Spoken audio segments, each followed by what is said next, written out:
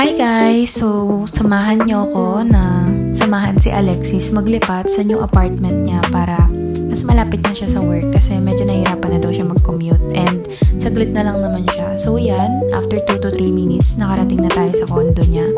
Nakapag-pack naman na siya ng gamit. So, mas mabilis na lang kaming nakababa. Ayan, dala-dala niya yung maleta niya na para bang a-abroad na siya. Tapos guys, yan, nag-book ako ng Green GSM since mas mura yon compared sa Grab. Kasi yung Grab, almost 1,000 siya, ganun. Tapos yan, nakarating na kami and binabalang naman namin yung gamit niya. So, mabilis lang din kami dyan.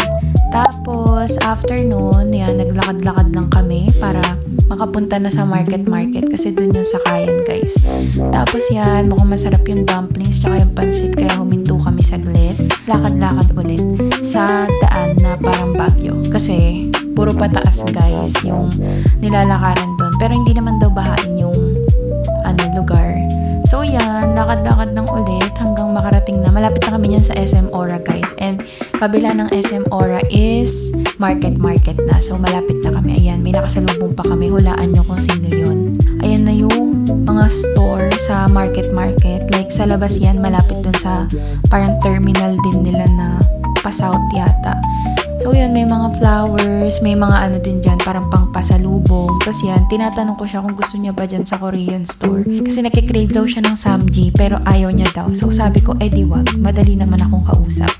Tapos sabi niya, punta lang daw kami dito kasi ito yung lagi niya binibilan ng mga fruit juice. Kasi nga nasa healthy living era siya. So ayan. Tapos, tinuturo niya na yun yung lagi niyang binibili daw, yung fruit salad kineme. Tapos yun, sabi niya, gusto ko daw ba? Sabi ko, sige, itatry ko kasi mukhang masarap naman siya. Tapos yun, di niya na pinabayaran guys. Nilibre niya na lang sa akin. Kasi nga, sinamahan ko naman daw siya today. Sabi niya, dito daw kami sa mall maghanap ng kakainan. Kahit bumili na kami ng dumplings guys. Kasi nga, tawag dito, para daw malamig. Yan, may dog lang na cute. Tapos nung nangyari guys, tinry namin tong soul pot. Sabi niya, nag-hot pot daw ba ako? So ayan, sige, try natin. $4.99 per head. So ayan yung mga food nila guys. May mga side dishes na ikaw yung kukuha. Tapos, lahat yan ng nasa buffet. All in na siya, kasama na sa $4.99. Tapos yan, kumukuha siya ng pa isa-isa lang, konti-konti. Kasi para itry lang naman daw. Kasi baka hindi maubos. Tapos ayan guys, yung mga ingredients ng hot pot. Tapos ito naman yung sauce guys. Yan. Kayo din yung kukuha ng sauce kung anong gusto mong i-mix dyan, pwede.